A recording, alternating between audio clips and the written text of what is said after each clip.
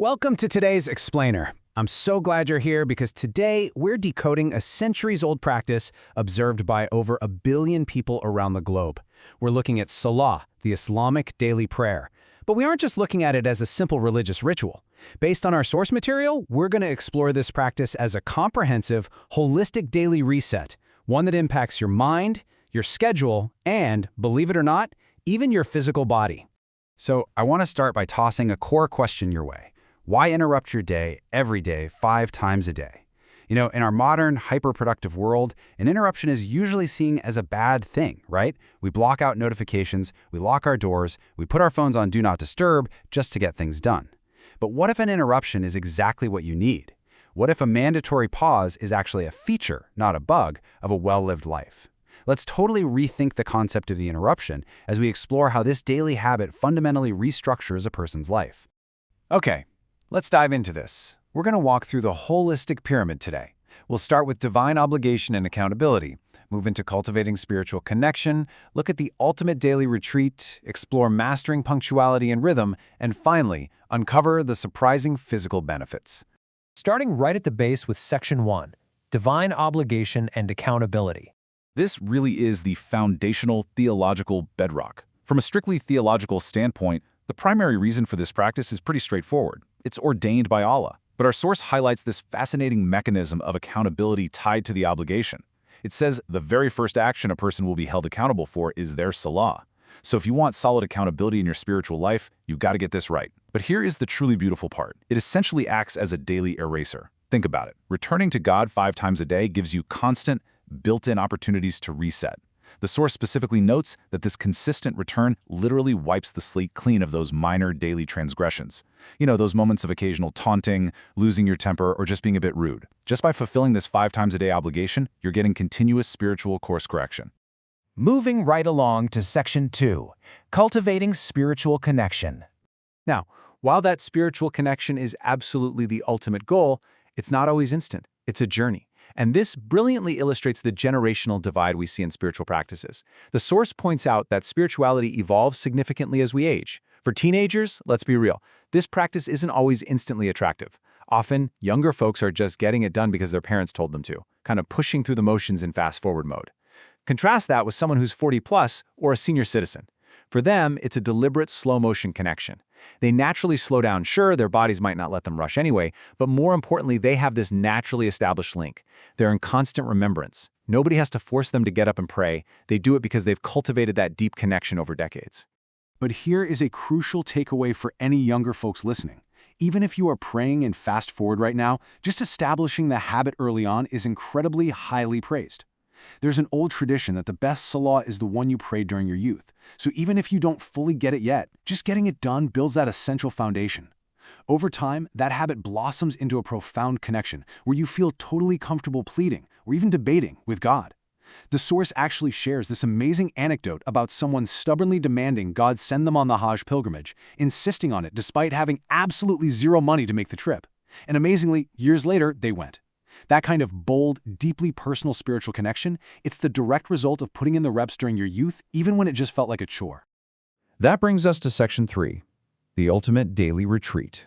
5 times a day, the call to prayer rings out.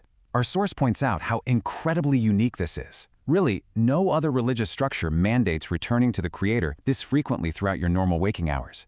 It acts as a recurring anchor. And there's a very specific psychological and societal benefit to this constant return. It prevents evil. The Quran mentions that Salah prevents you from anything considered evil or disgusting in society. And the logic here is highly practical. I mean, how can you commit a bad deed knowing that in just a few short hours, you literally have to stand in prayer, face God, and then go out and do it all over again? You kind of can't. That constant, looming appointment with the divine makes it incredibly difficult to fall into bad habits. It forces the remembrance of God right into the forefront of your mind, keeping you from drifting too far off course.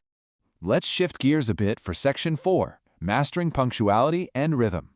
When you have to pray 5 times a day at very specific times, your entire day suddenly gets this rigid, unbreakable structure.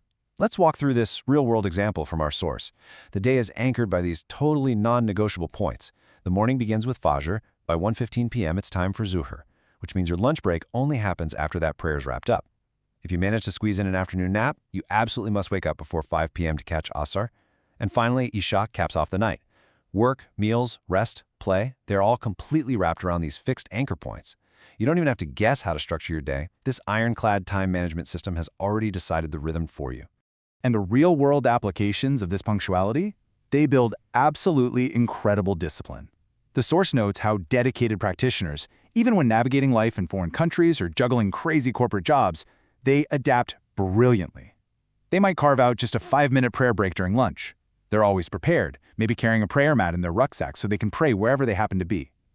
There's also immense strategic foresight involved here. For example, choosing to pray the night prayer, Isha, as early as possible right after the call to prayer. Why? Because if you've been up since the crack of dawn, delaying it means you're going to be super sluggish and just perform it poorly. Getting it done early ensures it's done right. So this isn't just religious devotion, folks. It is high-level personal discipline and time management. And finally, we arrive at Section 5, the surprising physical benefits. Now, the crucial thing we learn from the source here is that many of the physical postures of Salah directly mirror yoga poses. Let's break this down.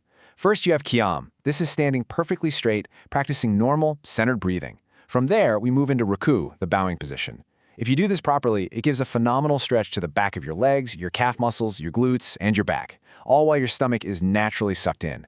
Then we hit the lower positions, Sajda, which is the prostration, and Jalsa, the sitting position.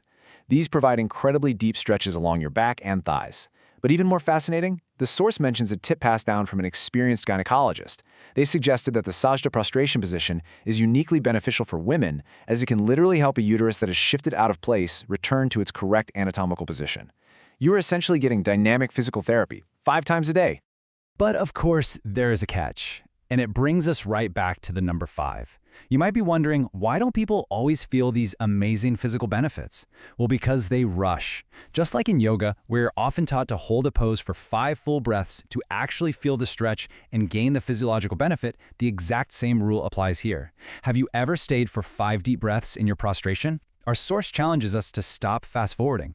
If you actually hold your Salah postures deliberately, just allowing your body to settle into the stretch for the equivalent of 5 breaths, you will unlock immense physical benefits that, honestly, most people completely miss out on. Which brings us to a final, provocative thought for today's explainer. Look at your own life. Does your daily routine offer you a holistic retreat for the mind, body, and soul? We've seen today through our source material that Salah is way more than just rote memorization or some chore to be checked off a daily list.